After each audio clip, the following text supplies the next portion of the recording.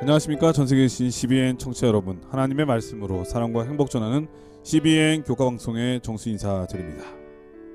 안녕하십니까. 원주 하늘숲교회의 박성원입니다. 예, 목사님 반갑습니다. 잘 지내셨죠? 네, 잘 지냈습니다. 사람이 피가 모자라면 죽게 되는데요. 그래서 수혈이라고 하는 것을 받게 됩니다. 근데 이게 같은 혈액형이 아니면 안 되잖아요. 그런데 1800년대 후반에는 그걸 몰라가지고 아무 사람에게 아무 피나 빨간색이니까 다 똑같은 피인 줄 알고 수혈을 해가지고 꽤 많은 사람이 죽었다고 하죠.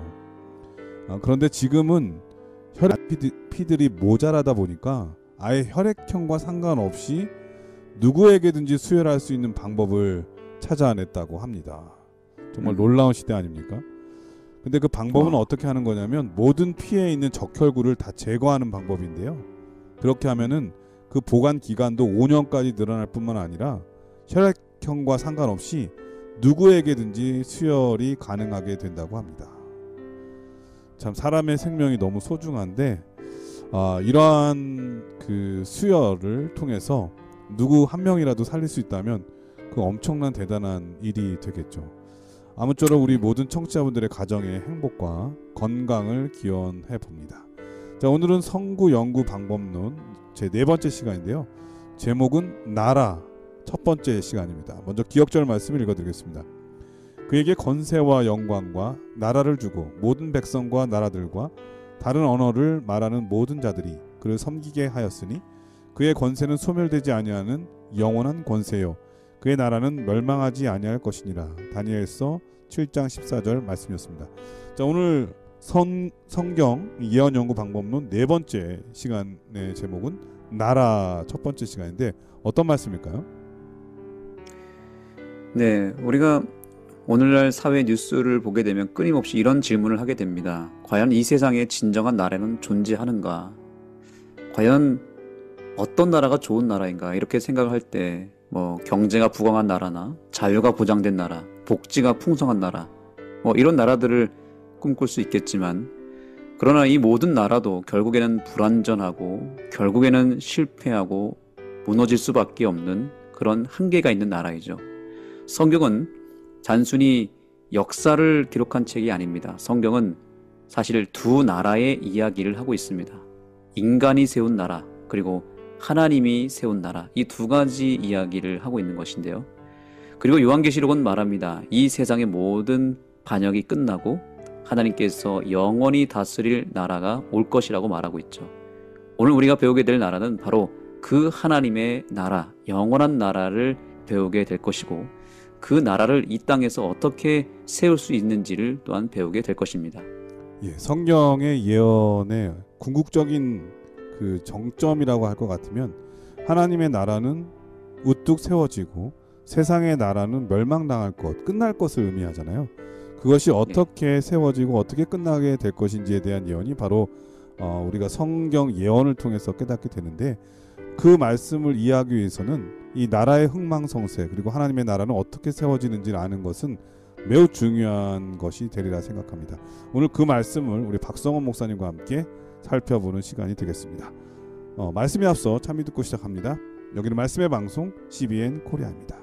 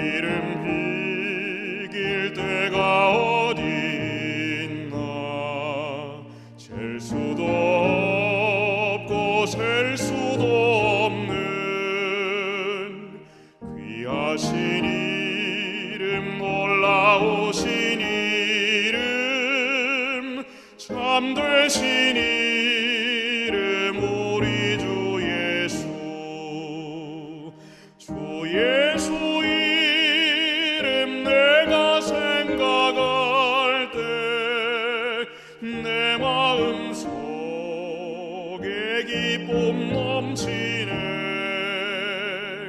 우리의 사망 구원 되신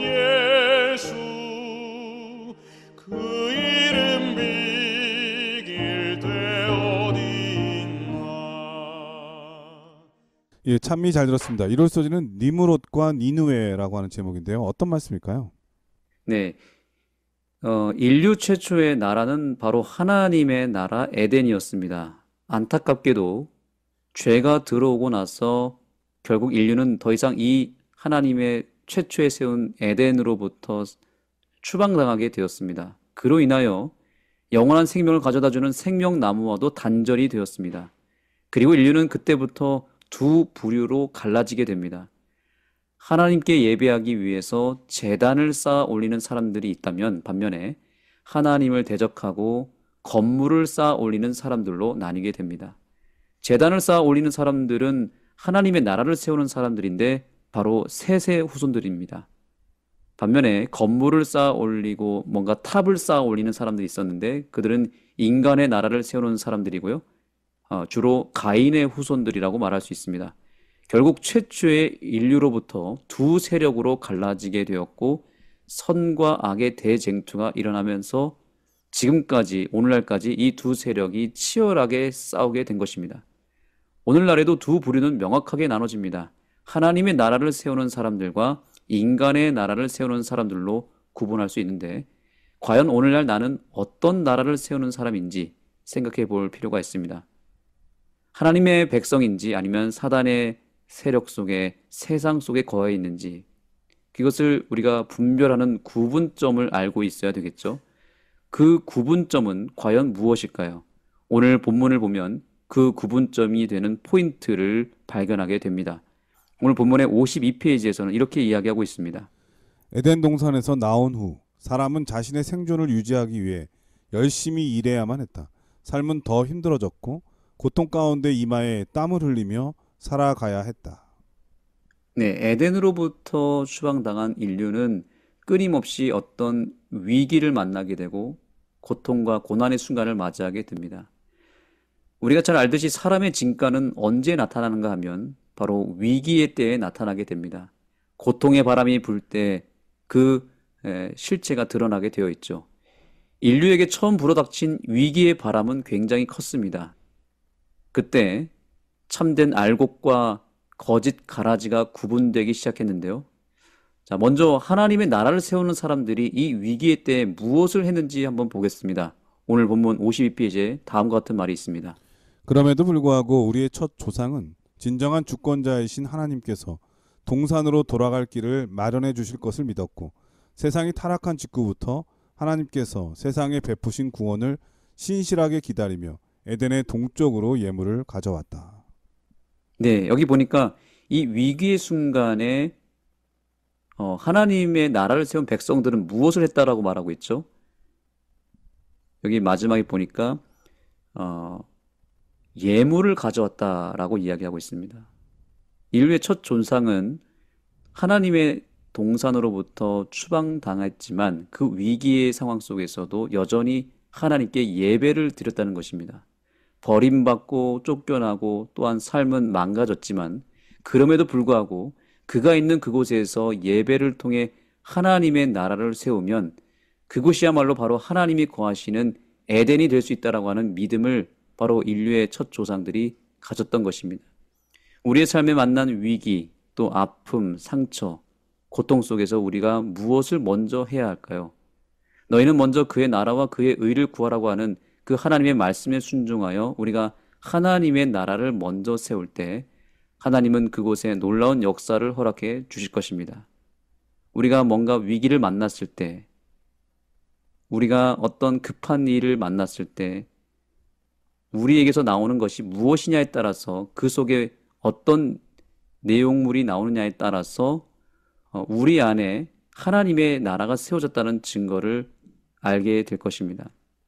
그러나 위기의 때에 부정적이고 또 어두운 단어가 나오고 뭔가 불신의 언어와 행동이 나온다면 그 자체로 뭘 증거하게 될까요? 하나님의 나라가 아닌 사단의 나라가 내 속에 세워졌다는 증거가 될 수 있습니다. 하나님 나라가 확실하게 세워지는 우리 모두가 되기를 소망하고 어떠한 상황에서도 어떠한 위기에서도 먼저 하나님의 나라를 세우는 그곳에서 하나님께 예배해 드릴 수 있는 주의 백성이 되기를 간절히 소망합니다. 예, 1월 서지는 니므롯과 니느웨라고 하는 제목인데 목사님께서 니므롯과 니느웨에 대해서는 아무 말씀이 없으셨어요. 예, 그래서 제가 좀 부연 설명을 좀 하자면은 아담이 범죄한 이후에 가장 먼저 등장하는 그 나라의 시초라고 할까요? 사람들 무리의 가장 강력한 지도자는 바로 니므롯이라고 할 수 있죠. 성경에 보면은 이 아담 하와가 범죄한 이후에 이제 에덴 동산에 쫓겨난 후에 사람들도 땅에서 뭔가를 얻어야 되기 때문에 좋은 땅을 찾을 거 아닙니까? 그러다 보면은 좋은 땅에 사람들이 몰리게 되고 그러다 보면은 민족이 생기게 되고 집단 거주가 되고 또 마을이 형성되고 또 그러다 보면 부족이 생기고 또 나라가 성경에 가장 첫 번째 등장하는 그 인물 중에 한 사람을 꼽으라면 바로 이 니므롯이라고 할 수 있겠죠. 성경은 이 니므롯에 대해서 하나님 앞에 나타난 특이한 사냥꾼이다 이렇게 표현되어 있는데 이 특이한이라고 하는 말은 이 다른 이 번역본을 보게 되면은 매우 강하고 용감하다라고 하는 뜻을 갖고 있는 것 같아요. 특별히 그가 하는 일들을 역대하 1장에 보면은 하나님의 나라와 완전히 반대되는 그런 일을 하는 지도자로 표현되어 있거든요. 뭐 그 이유는 여러 가지가 있겠지만 일단 이름부터 예사롭지 않습니다. 이 니므롯이라고 하는 이름의 기원을 제가 찾아보니까 반역하다 혹은 거스리다라는 뜻을 가지고 있대요. 그래서 아무래도 그가 한 일은 이 창세기 10장에 그가 이름이 나오는데 11장에 바벨탑이 나오잖아요.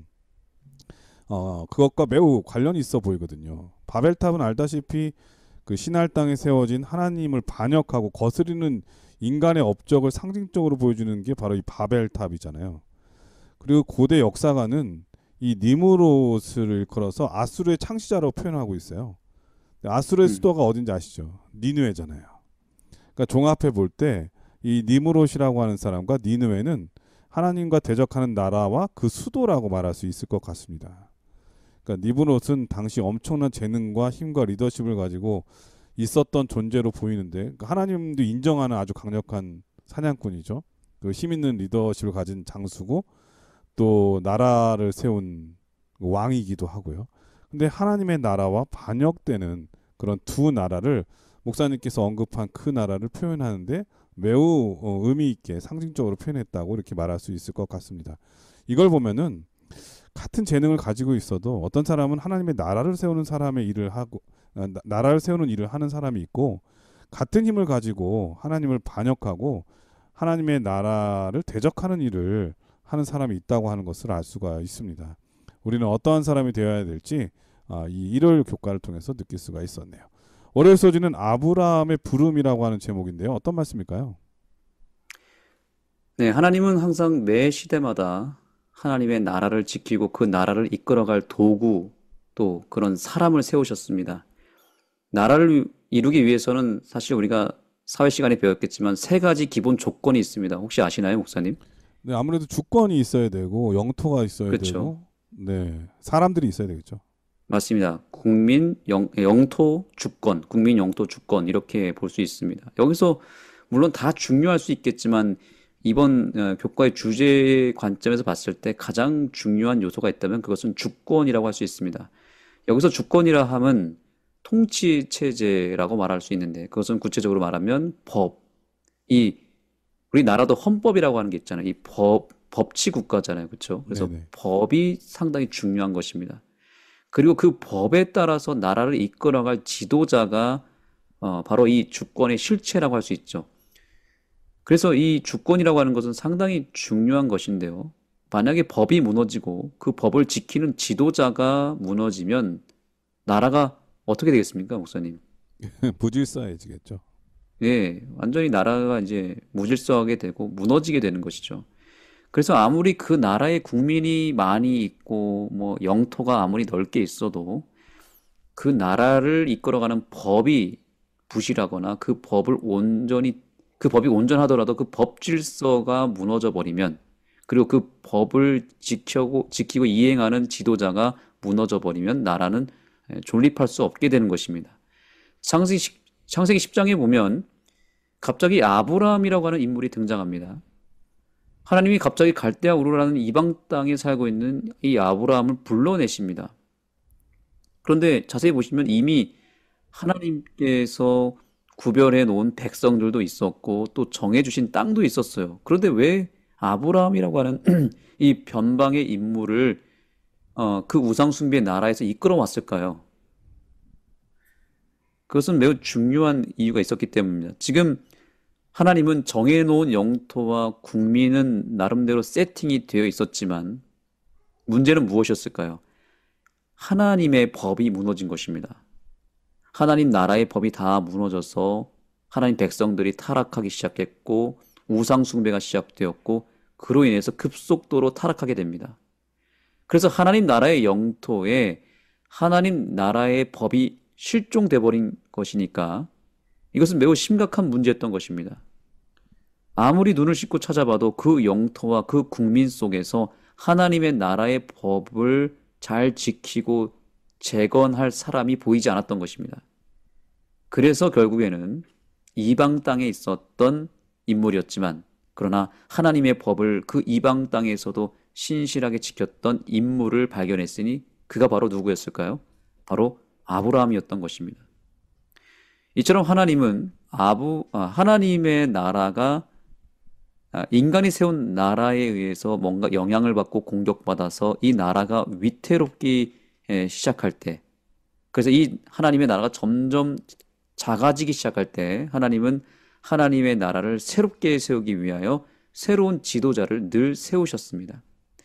하나님은 나라를 세우실 때마다 가장 중요하게 보셨던 것은 바로 당신의 나라의 통치 원리인 율법이었고 그 율법을 이행할 사람을 먼저 찾았던 것입니다. 오늘 본문의 54페이지에서는 이렇게 이야기하고 있습니다. 하나님은 아브라함을 부르셔서 인간 왕국과 대조되고 세상 나라가 그 규례와 법도를 보며 세상에서 볼 수 없던 빛과 특권을 발견하는 나라를 세우기 원하셨다. 네. 이처럼 하나님은 항상 그 법을 이행할 지도자를 가장 중요하게 보셨던 것입니다. 아브라함을 통해서 정말 이 세상 나라와는 전혀 대조가 되는 하나님의 나라의 그 놀라운 영광을 보여주고 싶었던 것이고 거기에 핵심은 무엇이라 말하고 있습니까? 그 규례와 법도를 보며 세상에서 볼 수 없던 빛과 특권을 발견한 나라를 세우기 원했다는 거죠. 다시 말하면 하나님의 나라의 그 통치 원리인 그 율법이라고 하는 그 하나님 나라의 헌법을 온전히 세우고 그것을 보여주고 싶었던 것입니다. 그래서 아무리 큰 땅이 있고 또 아무리 국민이 많이 있어도 하나님의 법을 온전히 지킬 수 있는 지도자가 없으면 또 그 법을 잘 이행할 수 있는 어떤 시스템이 없다면 나라를 세울 수 없게 된 것입니다. 그래서 가나안이라고 하는 영토에 그 법을 지킬 사람이 없다면 이방 나라에서라도 그 법 준수자를 찾을 수밖에 없었던 것입니다. 하나님은 땅의 크기를 보시는 것이 아니고 또 백성의 수를 보시는 것이 아닙니다. 하나님 나라의 법을 실행하고 그 원리대로 실행할 그 한 사람을 찾고 계시는 것입니다. 아브라함이 바로 그 하나님의 눈에 발견된 인물이었던 것입니다. 오늘 본문의 55페이지에서는 이렇게 이야기하고 있습니다. 그 백성에게 주어진 진리가 아무리 훌륭해도 그 진리를 따라 살지 않고 순종하지 않는다면 축복이 아닌 저주를, 생명이 아닌 죽음을 맞게 될 것이다. 네, 방금 읽은 본문에서 중요한 포인트는 무엇입니까? 지식도 중요하지만 실천이 중요하고 순종이 중요하다고 강조하고 있죠. 하나님은 바로 오늘날 이렇게 하나님 말씀에 전적으로 순종하는 아브라함과 같은 사람을 찾고 계십니다. 하나님의 말씀에 절대적인 순종을 통해 하나님 나라의 법을 세울 수 있는 사람, 오늘날 우리가 하나님의 계명을 지키는 교회로 부름받은 이유가 바로 여기에 있습니다. 한 사람 아브라함을 통해 하나님 나라를 세우신 것처럼 오늘날도 한 사람을 하나님 찾으시고 한 교회를 찾으십니다. 작은 존재라 할지라도 하나님 말씀에 절대적인 순종을 하는 바로 저와 여러분을 통해 하나님은 이 세상에 하나님 나라를 세우신다는 사실을 기억하시고 우리 모두가 이 시대의 아브라함이 되기를 간절히 소망합니다. 예, 월요일 소지는 아브라함의 부름이라고 하는 제목인데요. 사실 이 니므롯이라고 하는 이 일요일 교과에선 니므롯이 세운 국가들이 얼마나 힘을 강력하게 발휘했겠습니까? 그리고 그는 이 특이한 사냥꾼, 강력한 사냥꾼이었기 때문에 그를 따르는 사람들이 엄청 많았겠죠. 힘으로 다 되는 세상 얼마나 살기 힘들겠습니까? 특별히 하나님의 백성들 말씀으로 믿음으로 사는 사람들은 더더욱 힘들었을 텐데 바로 그때에 하나님께서 그를 지켜준 그 믿음을 지켜준 인물이 바로 노아잖아요. 그죠? 이 네. 노아 홍수 후에 이 노아의 새 아들을 통해서 세상이 또 새롭게 시작됐는데 그 새 아들이 얻은 자손들 있잖아요. 그 네. 손자들까지 합치면 16 손자를 얻게 되는데 그 이름들을 성경을 이렇게 자세히 들여다보면 다 각 나라의 이름들이에요. 그러니까 나라의 조상들이 된 거죠. 그 16 손자들이 말이죠. 노아의 손자들이. 그런데 이런 나라들이 이어질 때마다 하나님의 말씀대로 하나님의 율법대로 사는 나라는 점점 희미해질 때에 하나님께서 이 아브라함을 통해서 강력한 하나님의 말씀을 지키고 진리를 지키고 율법을 지킬 수 있는 그 나라를 세우기를 원하셨다고 하는 것을 이 아브라함을 통해서 우리는 배울 수 있을 것 같아요. 왜 하나님께서 아브라함을 부르셨나? 그것은 바로 이 세상과 대적할 수 있는 하나님의 나라를 세울 수 있는 하나님의 뜻을 세울 수 있는 나라를 세우기 위함이었다라는 것을 우리가 이해할 수 있는 것 같습니다. 물론 이 아브라함의 손자죠. 그 야곱이 나중에 이스라엘이라고 하는 이름이 바뀌게 되고 그의 12 아들을 통해서 유대 민족이 형성이 되는데 그 나라의 시작은 비록 야곱이지만 본래 시초를 따지자고 할 것 같으면은 당연히 아브라함이겠죠. 네. 이 두 나라를 월요일서지와 일요일서지를 비교해 볼 때 이 두 나라가 왜 중요한가? 성경은 이 선악의 대쟁투를 그리면서 항상 영적 이스라엘과 영적 바벨론을 늘 비교하면서 상징적으로 대조하는 경우가 참 많잖아요. 특별히 이 두 나라를 이해하지 않고서는 이 예언의 말씀을 이해하는데 매우 어려움을 느끼기 때문에 이 두 나라를 이해하는 것, 이 두 세력을 이해하는 것이 예언의 말씀을 이해하는데 얼마나 중요한지 우리 목사님을 통해서 배울 수 있었던 것 같습니다. 화요일서지는 너희가 구한 대로 주었으니라고 하는 제목인데요. 어떤 말씀일까요? 네. 이스라엘은 하나님을 왕으로 모시는 유일한 신정 국가였습니다. 그런데 어느 날 그들이 이방 나라처럼 인간 왕을 구하는 왕정 국가를 구했습니다. 하나님의 나라는 눈에 보이는 어떤 사람이나 웅장한 왕궁이나 성으로 다스리는 나라가 아니라 눈에 보이지 않지만 온 우주를 통치하고 세상을 움직이는 그 거대한 하나님의 그 법 원리인 율법으로 다스려지는 곳이 바로 하나님의 나라인데 이스라엘 백성들은 그 사실을 망각하기 시작한 것입니다. 사람은 자꾸 눈에 보이는 것만 믿고 또 본질이 아닌 비본질, 바로 이런 것들을 추구하고 살아갑니다. 그러나 하나님의 나라는 그렇게 눈에 보이는 어떤 사람이나 건물로 다스려지는 것은 아니거든요. 자꾸 눈에 보이는 건물이나 또 군대, 또 화려한 궁전, 이런 것으로 과시한다고 해서 되는 것이 아닙니다.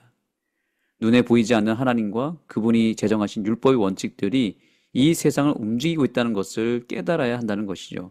이 사실을 깨닫지 못한 이스라엘은 결국 눈에 보이는 왕을 찾게 되었던 것입니다. 이것은 엄청난 대대적 사건이었습니다. 하나님 나라의 왕권은 하나님 자신에게 있고 그분이 제정하신 율법 자체가 그분의 왕권일진데 그것을 거절하고 눈에 보이는 왕을 찾았으니 이것은 실패를 자초한 일이었습니다. 부조화 선지자 636페이지에서 이렇게 이야기합니다. 그들은 하나님의 방법을 구하지 아니하고 자신들의 방법을 구하였다. 그런 거로 하나님께서는 저희가 바라던 그와 같은 왕, 즉 그들의 품성을 닮은 왕을 그들에게 주셨다. 눈에 보이는 사람이나 건물의 특징은 무엇인가요?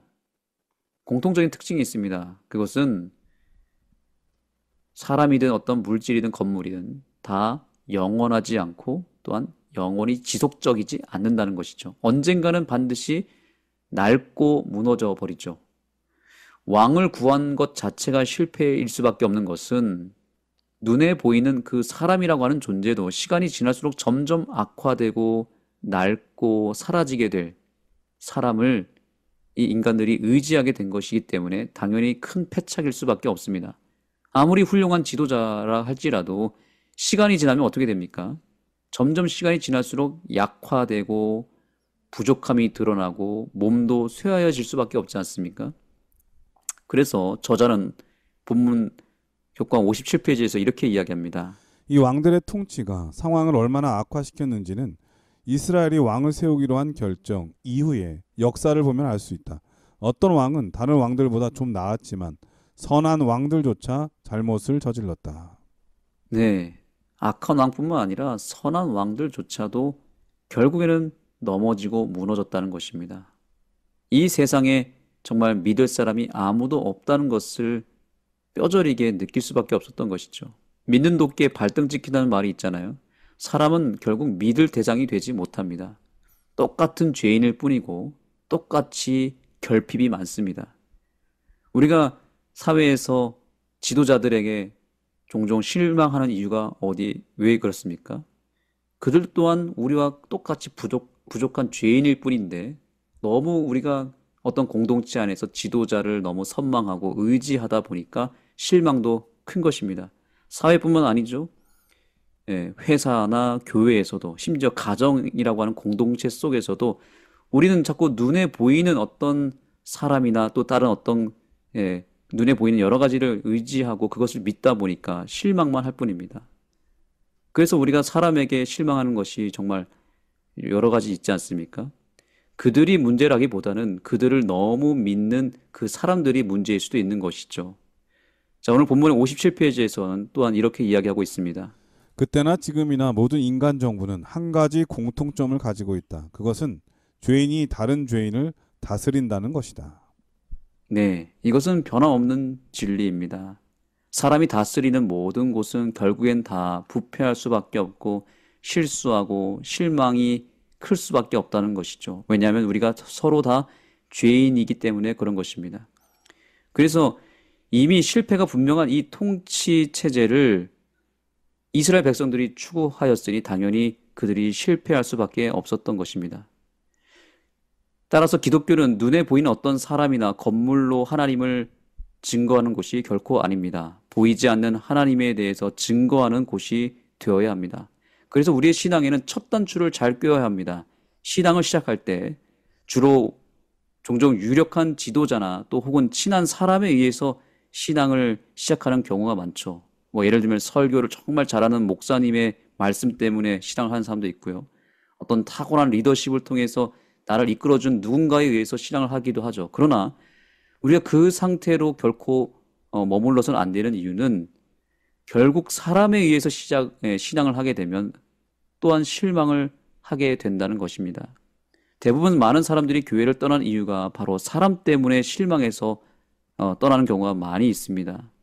왜냐하면 그 사람의 신앙 체제가 그 마음의 나라가 하나님이 다스려야 되는데 자꾸 누가 다스리는 거예요? 하나님이 아닌 사람이 다스리고 있는 것이나 다름없습니다.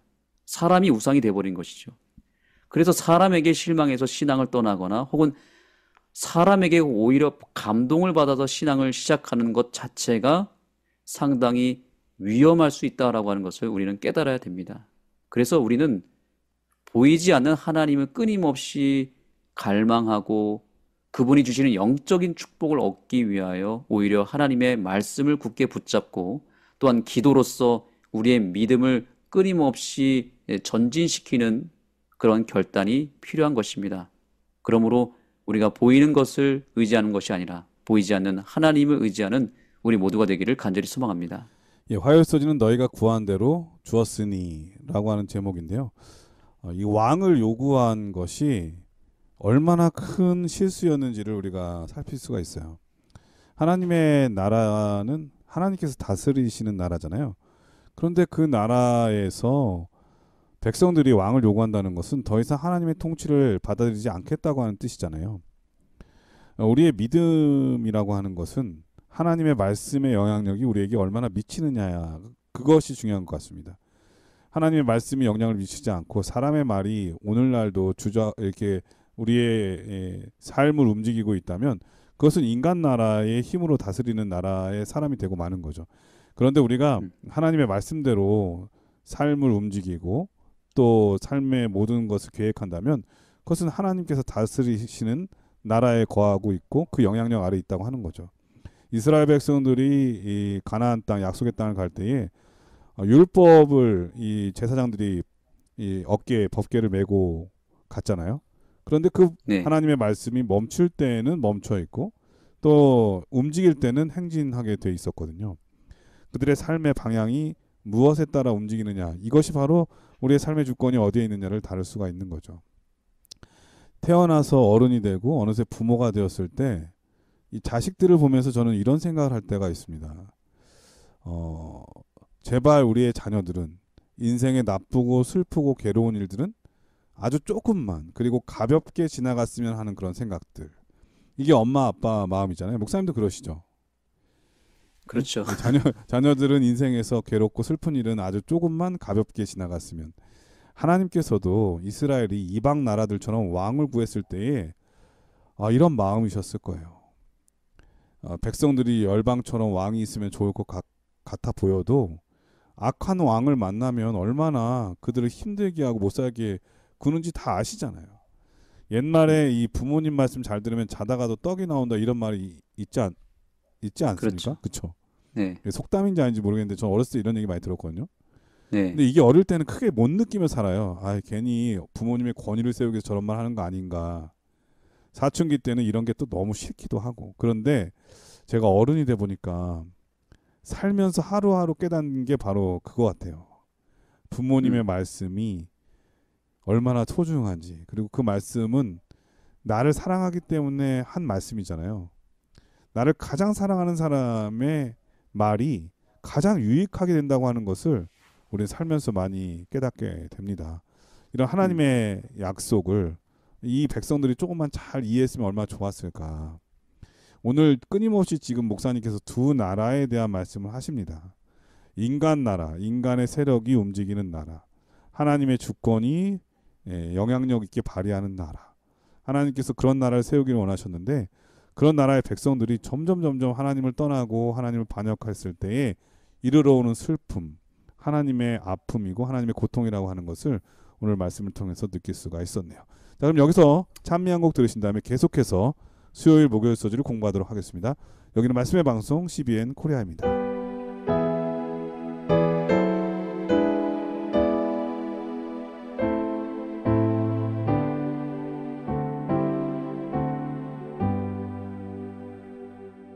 이 세상 끝날까지 수봉사하리니 내 친구 되신 주여 늘 함께 합소서.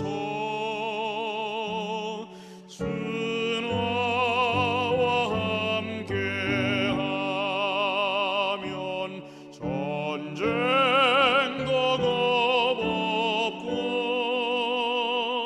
주 나를 인도하면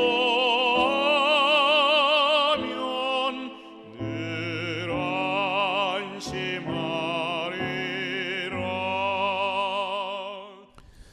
수요일 소지는 이방인의 집권자라고 하는 제목인데요. 어떤 말씀일까요?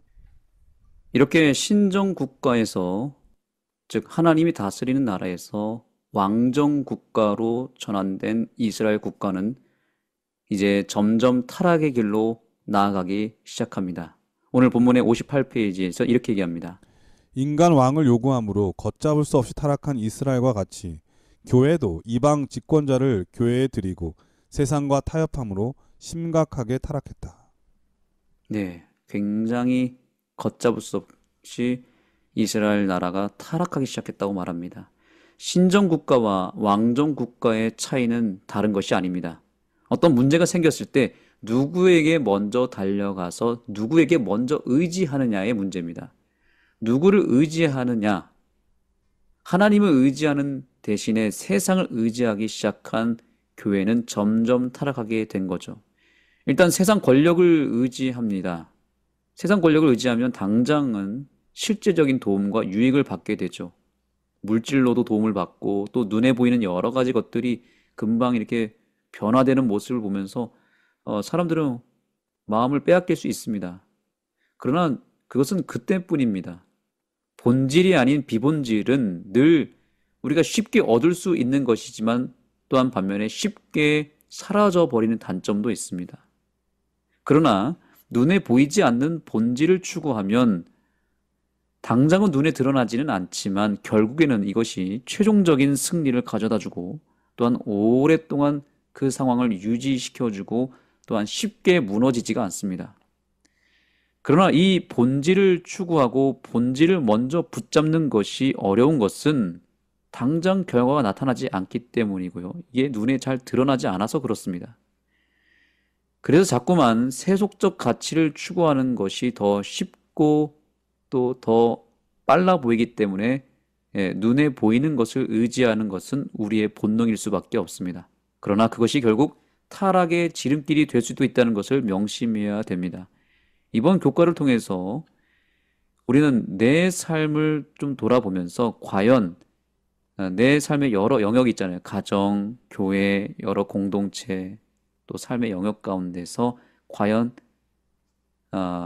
사람이 다스리는 나라가 많은지 아니면 하나님이 다스리는 나라가 많은지, 좀 더 쉽게 설명드리면 하나님이 내 삶을 통치하고 계시는지 아니면 사람이 내 삶을 통치하고 있는지를 살펴볼 필요가 있다는 것입니다. 특별히 본질에서 벗어나 세속적 가치에 의해서 내가 몸담고 있는 가정과 교회 그리고 여러 공동체를 부패의 길로 이끌어가고 있는 것은 아닌지 스스로 돌아볼 필요가 있다는 것입니다. 우리의 삶의 여러 영역에서 사람에 의해서 다스려지는 곳이 있다면 이제 우리는 도전해야 됩니다. 비록 우리 눈에 보이지는 않지만 있는 그곳을, 내가 처한 그 상황을 하나님이 다스리는 나라로 얼마든지 만들 수가 있습니다. 눈에 보이지 않지만 우리를 복되게 하고 우리를 지켜주시는 하나님의 통치에 우리의 자신과 우리 공동체를 맡길 수만 있다면 그것은 바로 하나님의 나라가 되는 것이고 그분이 통치하는 국가가 되는 것이죠. 사람을 의지하다가 사람에게 실망하고 결국에는 실패와 부패로 무너지는 우리의 삶 속에 그 여러 무너져가는 작은 나라들을 우리가 다 하나님의 나라로 바꿀 수만 있다면 오늘 우리에게 희망이 있다고 볼 수 있습니다. 교회와 가정에서 많은 어려움과 갈등이 있는 이유는 그 나라를 하나님이 다스리시는 신정 국가가 아니라 사람이 다스리는 왕정 국가로 만들어 버렸기 때문입니다. 아까 말씀드린 대로 사람 때문에 실망하고 또 사람 때문에 싸우는 것인데 그 나라를 회복하는 길은 속히 다스리는 왕을 바꾸는 일밖에 없습니다. 하나님이 다스리도록 우리 자신의 생각과 여러 고집들을 내려놓고 하나님께 그 통치권을 위임하는 일이 벌어진다면 오늘 우리의 삶은 희망이 있다는 것을 믿으시고 하나님이 다스리시는 신정 국가를 세우게 되기를 간절히 소망합니다. 예, 수요일 소지는 이방인의 집권자라고 하는 제목인데요.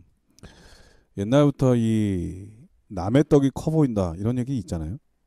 네. 그리고 성경에도 악인이 형통한 것을 부러워하지 말아라. 근데 이 악인이 잘 되는 걸 보면은 부럽게 되죠.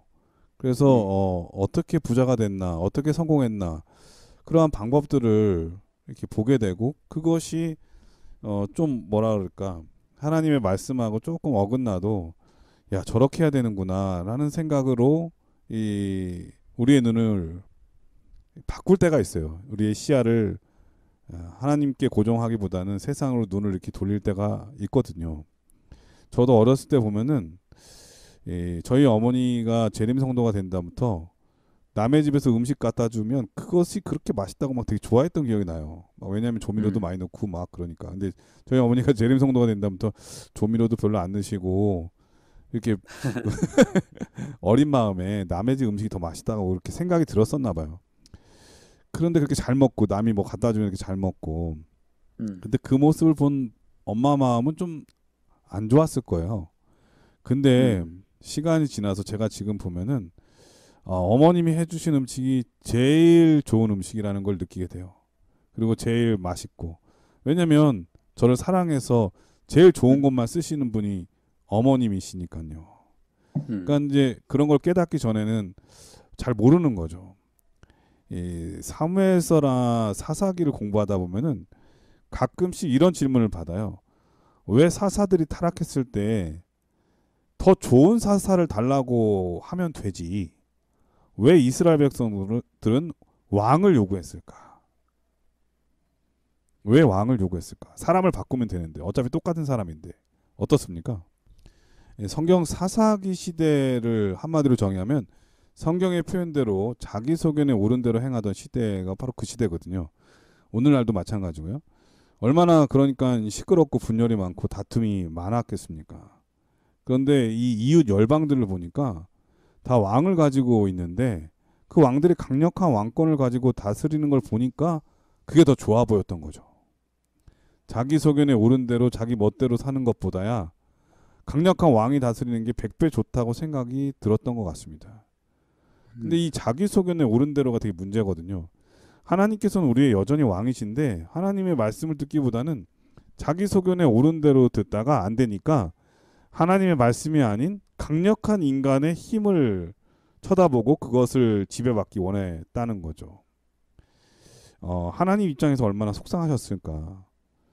그들에게 왕이 없었던 적은 단 한 번도 없었습니다. 우리 하나님의 백성들에게. 바로 만왕의 왕이신 하나님께서 우리의 왕이셨는데 그 하나님을 외면하고 세상에 눈에 보이는 강력한 왕권이 다스리는 게 훨씬 더 좋아 보여서 하나님 대신에 그런 왕을 요구한 거죠. 바로 오늘날 우리도 그러한 삶을 살고 있지는 않는지 모르겠어요. 하나님 안 믿고 사는 사람들이 더 잘 되는 것 같고 더 좋아 보이고 더 행복해 보이고 그러니까 그런 것이 행복인 줄 알고 그런 것을 추구하고 하나님께서 주시는 복이나 하나님께서 주신 축복을 바라기보다는 세상의 물질적인 것, 세상에 줄 수 있는 복, 명예의 복 이런 것만 추구하는 삶은 아닌지. 그러다 보면 우리의 마음의 보좌는 하나님이 아닌 다른 무엇이 차지하게 된다고 하는 것입니다. 바로 이러한 이방의 집권자가 우리 마음에 있지는 않는지 이 수혈소지를 통해서 생각해 볼 수 있었던 것 같으네요. 목요소지는 이방인의 빛이라고 하는 제목인데 어떤 말씀일까요? 오늘날의 교회가 이처럼 타협하고 타락하고 부패해도 하나님은 그래도 교회를 통해서 역사하신다는 것을 기억해야 됩니다. 부족하고 타락해도 하나님은 그래도 교회를 결국 들어서 사용하실 것입니다. 어떤 분들은 이렇게 얘기합니다. 교회에 대해서 굉장히 비판적인 시각을 가지면서 교회 욕도 많이 하고 또 지도자들 욕도 많이 합니다. 그런데 한 가지 중요한 사실을 잊어서는 안 됩니다. 하나님은 부족하고 연약한 이 교회를 결코 버리지 않는다는 것이고 이 교회를 통해서 마지막 사명을 감당하시고 결국 크게 사용하실 것이라는 것이죠. 도구가 부족한 것이지 그 도구를 쓰시는 하나님이 부족한 것은 아니잖아요. 이런 말이 있잖아요. 운동선수는 장비 탓을 하지 않는다. 프로 선수는요. 꼭 운동 못하는 사람이 잔디가 어떻다느니 공이 어떻다는지 자꾸 장비 탓을 한단 말이죠. 그러나 프로 선수는 다릅니다. 장비 탓, 환경 탓 하지 않습니다. 하나님은 프로 중에 프로시죠. 우리같이 참으로 부족하기 짝이 없는 도구들을 통해서도 얼마든지 놀라운 능력을 발휘할 수 있는 분이시고요. 결코 이렇게 부족한 우리를 막 도구 탓하듯이 이렇게 하지 않으시고 오히려 우리를 더 크게 사용하신다는 사실이죠. 오늘 본문의 60페이지에서 이렇게 얘기합니다. 이스라엘은 이방의 빛을 비추기 위하여 세웠으며 교회도 세상에 당신의 영광을 나타내기 위해 부르셨다. 택한 백성은 삶을 통해 그분의 성품을 나타내야 한다. 네, 우리가 여기서 주목해야 될 부분이 있습니다. 뭐냐면 하나님이 이스라엘 백성들을 특별한 목적으로 부르셨다는 것입니다. 그래서 택한 백성이 되었다는 거죠. 이스라엘 백성이 사실 내세울 수 있는 것이 많은 것이 아니에요. 딱 한 가지밖에 없습니다. 그것은 무엇이냐면 하나님의 도구로 택함을 받았다는 그 이유 하나만으로 그들은 놀라운 은혜와 특권을 받았습니다. 이것이 그들이 내세울 수 있는 유일한 가치입니다. 택함 받았다는 사실. 마찬가지로 오늘날 영적 이스라엘 백성으로 살아가는 우리가 내세울 수 있는 것이 과연 무엇이 있을까요? 우리가 자랑할 만한 것이 무엇이 있습니까? 그것은 바로 남은 자손으로 택함을 받았다는 것입니다. 비록 세상의 기준으로 봤을 때는 여전히 우리가 부족하고 정말 작고 연약할지는 모르겠지만 놀라운 사실은 뭐냐면 우리는 그래도 하나님의 도구로 택함을 받았기 때문에 하나님에 의해서 우리는 결국 이 세상에 큰 빛의 역할을 하게 될 것이다 라고 하는 사실이죠. 오늘 본문의 60페이지 이런 말씀이 있습니다. 하나님께서 이스라엘 민족을 구별하여 세우신 주된 목적은 나머지 세상을 정죄하려는 것이 아니라 구원하기 위한 것이었다. 이스라엘 백성들의 죄는 물론 그들이 타협하고 그래서 타락한 것도 문제였지만 그것보다 더 큰 문제가 있었습니다. 그것은 뭐냐면 그들이 하나님께로부터 받은 모든 축복들을 그들이 뭔가 잘났기 때문에 당연하게 받은 축복으로 여겼다는 거예요. 그래서 그 축복을 나누지 않고 자기들끼리만 공유했다는 것이 문제였습니다. 그들이 받은 빛을 잘 나눠주고 그 받은 축복으로 이방 나라를 구원했어야만 했지만 오히려 그것을 다 자기들만 누리고 이방 사람들은 배격하고 무시하고 선을 그어버렸습니다. 늘 고인물은 썩기 마련입니다. 우리가 잘 아는 그 이스라엘 땅에, 팔레스타인 땅에 있는 사해 바다는 나누지 않아서 결국 마시면 독이 되는 생명 없는 바다가 되어버렸습니다.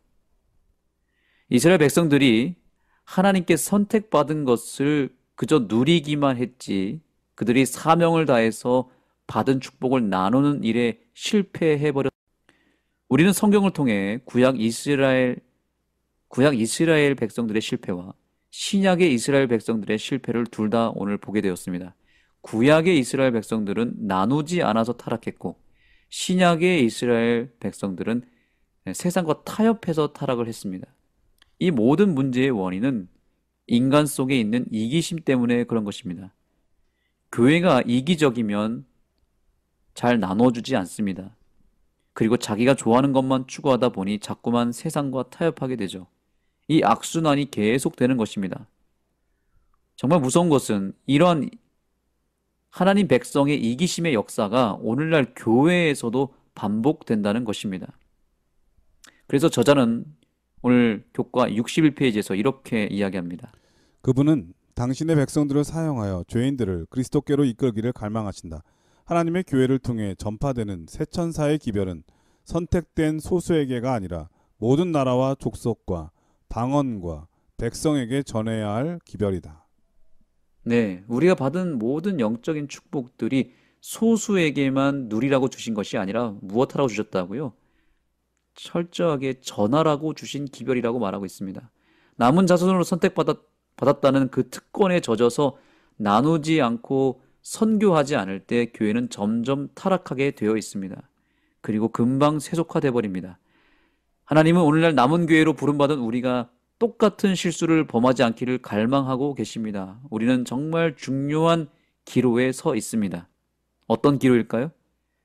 구약의 이스라엘 교회처럼 나누지 않음으로 망하든지 아니면 지금이라도 회개하여 열심히 영혼들을 섬기고 나눠주고 선교하는 교회로 거듭나서 주님께 크게 쓰임받든지 둘 중에 하나를 선택해야 되는 것입니다. 저자는 또한 이렇게 이야기합니다. 하나님과 조화를 이루며 사는 신자들은 하나님의 의로운 성품을 높이며 자연스럽게 다른 일을 회심으로 이끈다. 하나님의 계명을 지키는 사람의 삶을 통해 하나님의 성품이 나타나야 하는 것이다. 네, 감사합니다. 여기 이 표현이 있습니다. 하나님의 의로운 성품을 높이며 자연스럽게 다른 일을 회심으로 이끈다라고 하는 표현에 주목할 필요가 있습니다. 이끈다는 표현, 마치 자석이 철을 끌어당기듯이 우리에게도 자석과 같은 능력이 있어야만 사람들을 이끌어낼 수 있습니다. 이 끄는 힘은 사실 우리 스스로에게는 없습니다. 우리 안에는 없죠. 그러나 그 끄는 힘을 하나님께서는 우리에게 주셨다라고 말하고 있습니다. 바로 그 끄는 힘이 뭘까요? 바로 율법이라고 하는 힘입니다. 하나님 나라의 통치 원리의 핵심인 바로 이 율법이 우리 안에서 작용되기 시작할 때 그 자체로 우리에게서 사람들을 끌어당기는 힘이 생기게 될 것입니다. 결국 사람들이 어느 지점에서 끌리게 되나요? 우리의 말이나 또 눈에 보이지 않는 여러 가지 어떤 퍼포먼스에 의해서 그들이 끌려오는 것이 아닙니다. 반대로 오히려 묵묵히 하나님의 사랑과 형상을 나타내는 선한 품성이 많은 사람들을 진리 안으로 또한 교회 안으로 끌어당기게 될 것입니다. 아무리 화려한 말을 하고 아무리 다양한 사업을 해도 우리가 하나님의 율법을 우리의 삶을 통해서 구현해내지 못한다면 아무 의미가 없다는 것입니다. 이제 우리는 우리 안에 강력한 영적 자석을 장착해야 합니다. 그것은 바로 하나님 나라의 법, 바로 율법이라고 하는 이 놀라운 자석을 우리 속에 장착하며 그것을 아브라함처럼 실천함으로 말미암아 사람들을 하나님께로 끌어당기는 주님의 도구로 서게 되기를 간절히 소망합니다. 예, 목요일 소지는 이방의 빛이라고 하는 제목이었는데요. 오늘 교과를 전체적으로 정리해 보면 인류가 범죄한 이후에 하나님께서 이 땅에 하나님의 말씀, 하나님의 진리, 하나님의 주권이 영향을 미치는 그런 나라가 세워지기를 원하셨다고 하는 거죠. 그런데 맞습니다. 사단은 반대로 인간 대리자를 통해서 인간의 힘, 인간의 능력 이런 것들이 하나님을 대신해서 영향을 미치는 나라를 세우기를 원했다고 하는 거. 그 대표적인 예가 니므롯과 니느웨, 그리고 반대로 하나님께는 아브라함과 이스라엘이죠. 그런데 이 아브라함을 통해서 이삭, 야곱을 통해서 그의 12아들을 통해서 세워진 이스라엘은 하나님의 나라를 세우는 데 실패하고 말았습니다. 그래서 그 12아들을 통해서 세워진 이스라엘이 물리적인, 육체적인 그러한 눈에 보이는 국가는 그 능력을 잃어버렸지만 바로 예수님의 12제자들을 통해서 이루어진 이 교회가 여전히 그 일을 감당하도록 세워졌다고 하는 것을 우리가 배울 수 있었고요. 사단은 여전히 하나님의 교회조차도 인간의 힘으로, 인간의 방법으로 다스려지는 그런 교회가 되기를 강력하게 원한다고 하는 것을 또 오늘 우리가 느낄 수가 있었습니다. 그러므로 오늘 우리는 누구의 주권 아래 살아야 할까, 어떻게 살아야 할지, 원래의 목적이 무엇인지 목요일 소지 말씀하고 있습니다. 하나님께서는 우리를 하나님 모르는 이방인들을 위해서 복음의 빛으로 하나님의 말씀의 주권이 영향을 미치는 그러한 삶을 통해서 그들에게 구원의 기별이 이어지도록 오늘 우리를 불러주셨다고 하는 것을 배울 수 있었네요. 제가 갑자기 생각이 난 건데 이런 얘기 있잖아요. 우스갯소리. 하나님 믿는 사람이긴 하지만 매우 방탕하게 살던 이 총알택시 운전기사와 하나님의 교회를 섬겼던 목사님이 천국에 가게 됐대요. 그런데 목사님께서는 아무래도 자신이 총알택시 운전사보다 훨씬 더 칭찬을 들을 거라고 이렇게 기대를 했는데 도리어 하나님은 이 목사님을 칭찬하는 대신에 총알택시 운전사를 더 칭찬을 해주신 거예요. 너무 속상한 나머지 목사님이 하나님께 따져 물었답니다. 그랬더니 하나님께서 뭐라고 하셨는지 아시죠? 너무나 유명한 이야기라. 저는 처음 들었습니다. 저는 야, 처음 듣습니다. 너는 늘 사람들을 설교 시간에 졸게 하지만 이 총알택시 기사는 늘 그 택시 타는 사람에게 기도하게 했느니라 이런 얘기를 했다고 그러잖아요. 네, 우리는 어떤 삶을 재밌네요. 살고 있는지, 그러니까 이방인의 빛으로 부름받은 우리들의 삶을 통해서 사람들은 과연 하나님을 알고 있는지 오늘 스스로 한번 생각해 보면서 조금 더 우리의 마음 문을 열어서 하나님의 말씀을 비춰서 하나님 말씀대로 살아가는 우리들이 됐으면 정말 좋겠습니다. 목사님께서 이번 교과를 간략하게 정리해 주시고 기도하고 마치도록 하겠습니다. 네, 사랑하는 청취자 여러분, 하나님은 오늘도 우리에게 이렇게 부르십니다. 내 백성아, 거기서 나와 그의 죄에 참여하지 말라. 계시록 18장 4절의 말씀입니다. 이 세상의 권세는 결국 멸망하게 될 것입니다. 그러나 예수 그리스도의 나라는 소멸되지 아니하고 영원히 영광 가운데 세워질 것입니다. 증언보면 2권 356페이지에서 이렇게 이야기합니다. 마침내 교회를 통하여 하나님의 사랑이 최종적으로 완전하게 나타나서 세상을 그 영광으로 환하게 빛나게 할 것이다. 아멘. 여러분, 그 나라의 백성이 되시겠습니까? 하나님의 큰 도구가 되시겠습니까? 그렇다면 우리의 통치자 되시는 예수 그리스도를 우리의 마음 가운데 영접하게 되기를 간절히 소망합니다. 그리고 무엇보다도 이 재림교회를 통해서 이 땅의 마지막 하나님 나라를 세우실 그 하나님의 뜻을 깨닫고 결코 이 교회를 떠나거나 이 교회를 소홀히 여기지 아니하고 오히려 이 교회를 더 사랑하고 이 교회에서 하나님의 큰 도구로 사용되어지는 우리 모두가 되기를 간절히 소망합니다. 예, 목사님께서 기도해 주시고 교과를 마치도록 하겠습니다. 하나님, 우리의 마음의 영토에 주님께서 통치자가 되어주시고 우리 내면의 나라에 주님의 법을 온전히 세워주셔서 우리 인생이 그 인생 자체가 하나님 나라가 될 수 있도록 역사하여 주시고 또한 이 땅에 아직 하나님 나라가 되지 못한 수많은 영혼들을 향하여 우리가 나아가서 그 모든 영혼들을 하나님 나라로 세우는 그런 믿음의 백성들, 주님의 큰 도구들이 되게 하여 주시옵소서. 아멘. 예수님의 이름으로 간절히 기도드립니다. 아멘. 네, 전세계 CCBN 청취자 여러분, 우리가 베풀 수 있는 작은 친절은 어떤 한 사람의 하루를 좋은 추억으로 만들 수 있는 큰 힘을 가지고 있을 수도 있다는 걸 여러분 꼭 기억해 주셨으면 좋겠습니다. 누군가의 행복이 된다는 건, 누군가의 기쁨이 되고 추억이 된다는 건 정말 행복한 일이겠죠. 여러분들의 한 주의 삶이 행복하고 유익한 삶이 되기를 간절히 축원드리면서 저희는 다음 주에 더 멋진 모습으로 찾아뵙도록 하겠습니다. 안녕히 계십시오. 안녕히 계세요.